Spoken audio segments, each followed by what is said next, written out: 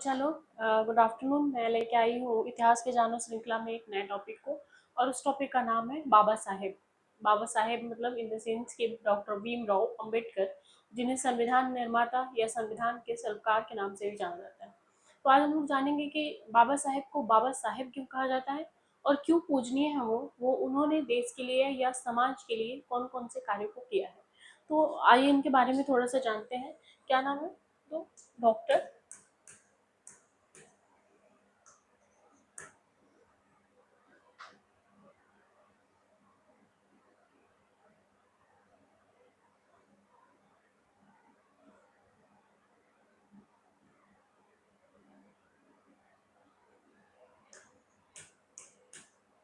ठीक है, इनका नाम है डॉक्टर भीमराव अंबेडकर।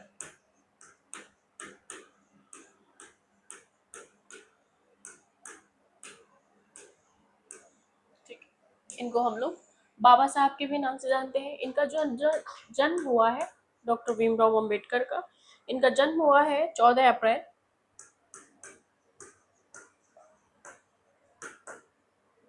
1891 को, 1891 को। कहाँ पे? तो मध्य प्रदेश में, यानी कि एमपी में। एमपी में एक जगह है महाव, ठीक है, यह माओ के नाम से जाना जाता था।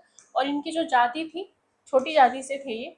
और जाति क्या थी? महार जाति के थे। ठीक है, महार थे।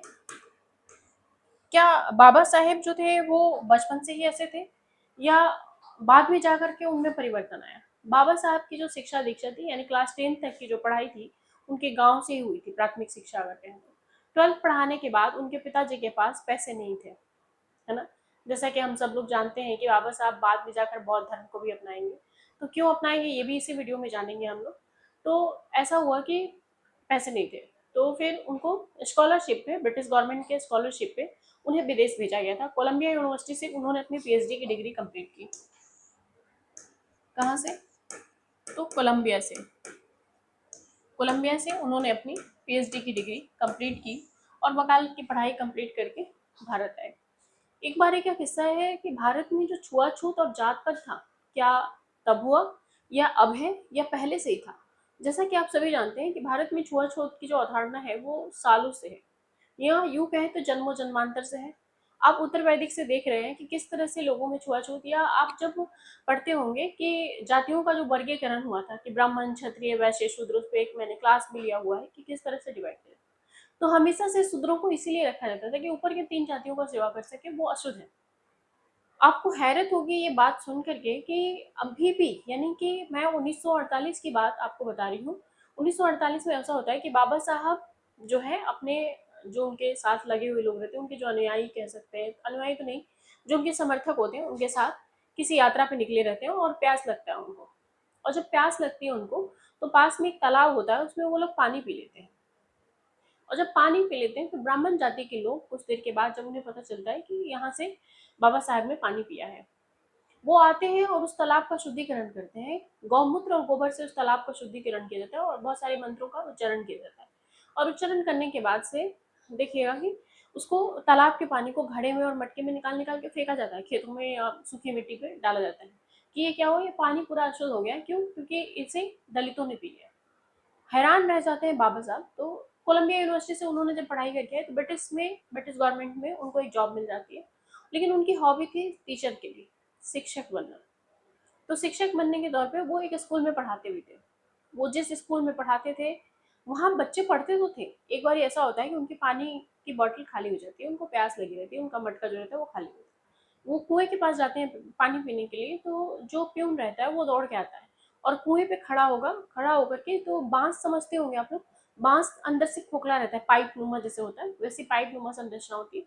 और वो पानी उससे पिलाता है उनको, यानी कम से कम कुएं से 10 मीटर की दूरी पे खड़ा करता है उनको, और उस पाइप से पानी डालता है और तब वहां इस तरह हाथ लगा के वो पानी को पीते हैं। एक शिक्षक होते हुए उनके साथ इस तरह का भेदभाव। जब वो एक स्टूडेंट थे तो तब की धारणा है कि ऐसे, उनके पत्रिका है, किताब मूक नायक में बताया गया है कि वो पढ़ाई कैसे करते थे कि बड़ी जाति के बच्चे भी पढ़ते थे उस स्कूल में, तो बच्चों के साथ बैठने की अनुमति नहीं थी उनको, वो बाहर बैठते थे।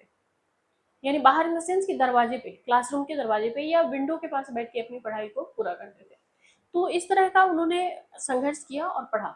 ठीक है, उसके बाद से ये बदलने का फैसला लिए उन्होंने, जाकर के 1924 में बहिष्कृत भारत सभा नामक एक संगठन बनाया और जो है शुरू किया। आपने जानते होंगे कि 1932 का पूना पैक्ट हुआ, मैं यहाँ लिख देती हूँ,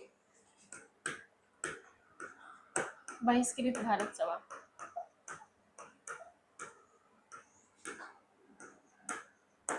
बहिष्कारिणी सभा भी इसी को कहा जाता है। 1932 का पूना पैक्ट जब होगा तो आप लोगों को पता है कि 1932 में राज्य मैकडॉनल्ड जो है उसने सांप्रदायिक पंचायत को जारी किया और उस पंचायत में ये देखने को मिला कि दलितों के लिए आरक्षण का प्रावधान था। गांधी तो सपोर्टर थे इसके, लेकिन बाबा साहेब इसके विरोधी थे। क्यों? क्योंकि वो नहीं चाहते थे कि एक वर्ग विभेद उत्पन्न हो। उनको लगता था कि अगर आरक्षण इस तरह से दिया जाए तो हम हिंदू समाज से ही कट जाएंगे, हमारे समाज के लोग ही हमें नहीं पहचानेंगे। और हुआ वही। इसी को पूना पैक्ट कहा जाता है, जिसमें गांधी और अम्बेडकर के बीच में वार्ताएं हुई। जब अम्बेडकर मिलने जाते हैं गांधी से तो बोलते हैं गांधी जी की हम तब से सोच रहे हैं दलितों के बारे में, दलितों के उत्थान के बारे में, जब आप पैदा भी नहीं हुए थे। तो उन्होंने कहा कि आपने सोच के क्या किया?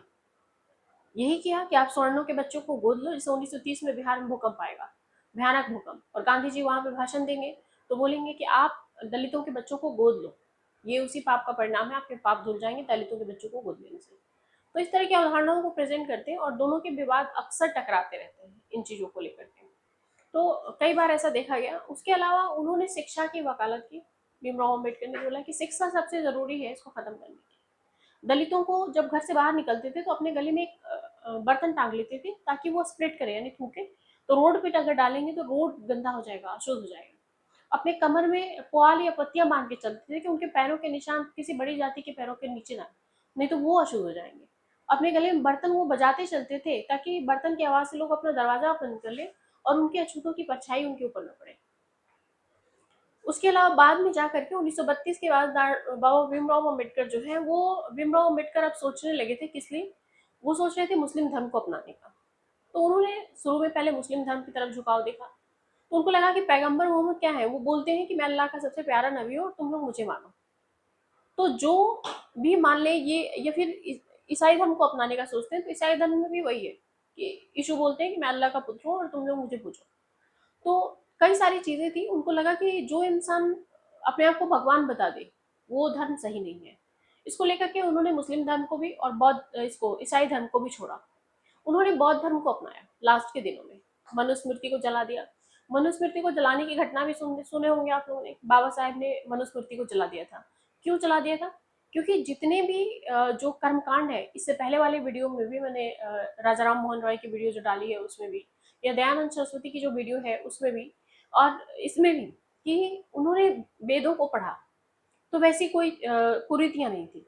लेकिन जब लोगों ने कहा कि मनुस्मृति, तो मनुस्मृति के 12वें अध्याय में शूद्र की दशा का वर्णन किया गया है कि उन्हें क्या काम करना है और किस तरह करना है। जब उन्होंने पढ़ा तो बोले सारे फसाद की जड़ ये मनुस्मृति है। और उन्होंने क्या किया कि मनुस्मृति को ही जला दिया।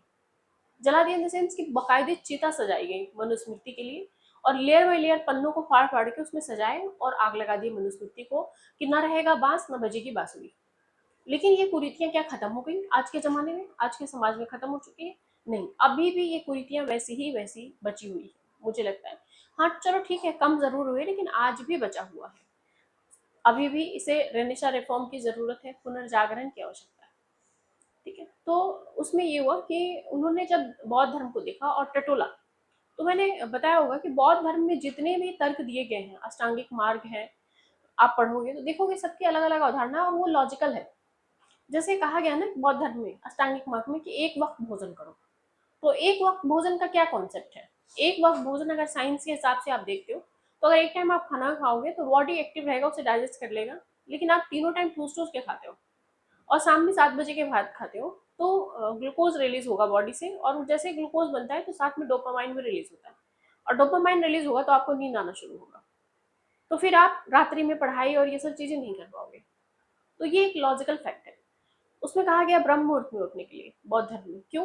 क्योंकि उस समय एनर्जी बिल्कुल प्योर होती है और उस एनर्जी के रिफ्लेक्शन से ही हम अच्छा करने की प्रेरणा पाते हैं।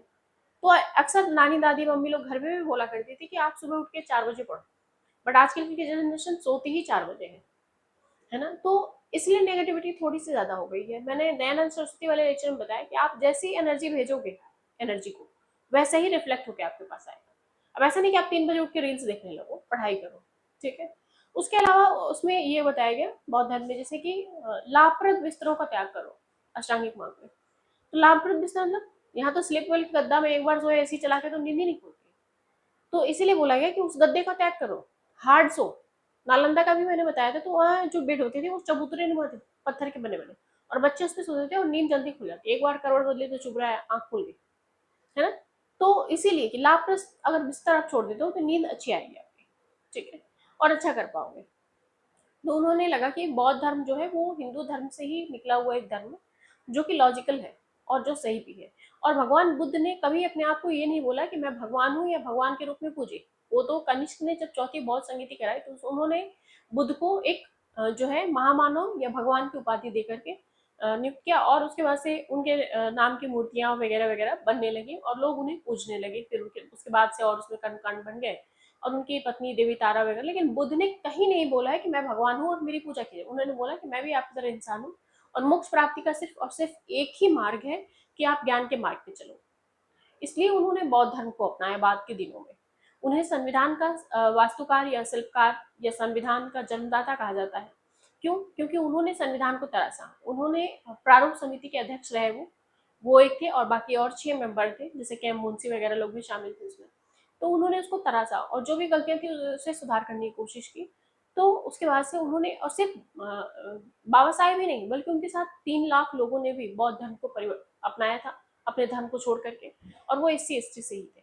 फिर बाद में उनके निधन के बाद से जो है चीजें अभी भी चल ही रही है, हालांकि भारत सरकार निरंतर प्रयास कर रही है। जब आरक्षण की भी बात हुई थी संविधान में, तब भी उन्होंने इसका विरोध किया था कि हम 50% आरक्षण दलितों को नहीं दे सकते। तो कई सारी चीजें हैं बाबा साहब के धर्म से जुड़ी हुई या उनसे जुड़ी हुई, जो एक छोटे से वीडियो में समेटने की कोशिश मैं करी हूँ, लेकिन हाँ, ये 100% तो नहीं है। ठीक है, इसी के साथ मैं आज का टॉपिक समाप्त करती हूँ। थैंक यू, चलो।